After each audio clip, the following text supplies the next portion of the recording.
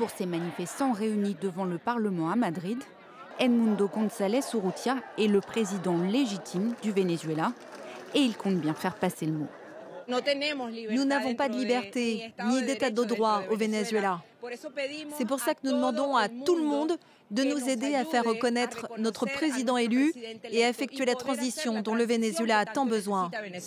La chef de l'opposition vénézuélienne à l'origine du rassemblement n'a pas choisi la date et le lieu par hasard. Au moment même de la manifestation, les parlementaires étudient un texte proposé par la droite espagnole pour que le gouvernement reconnaisse officiellement l'opposant à Nicolás Maduro comme vainqueur de l'élection présidentielle de juillet dernier.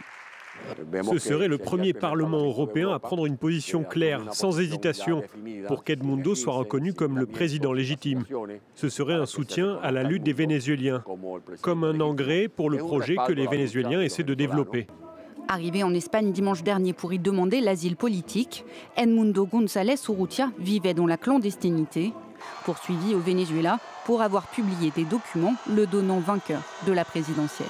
Car si selon les chiffres officiels, Nicolás Maduro a été réélu avec un peu plus de 51% des voix, l'opposition n'a jamais reconnu cette victoire.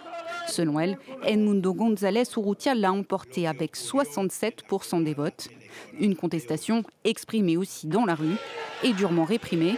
En quelques jours, plus de 20 personnes sont mortes et 2400 ont été arrêtées. Une crise qui s'invite aussi dans la politique espagnole. Depuis l'exil de l'opposant, la droite reproche au gouvernement socialiste d'affaiblir l'opposition vénézuélienne en ne reconnaissant pas González comme le véritable président élu.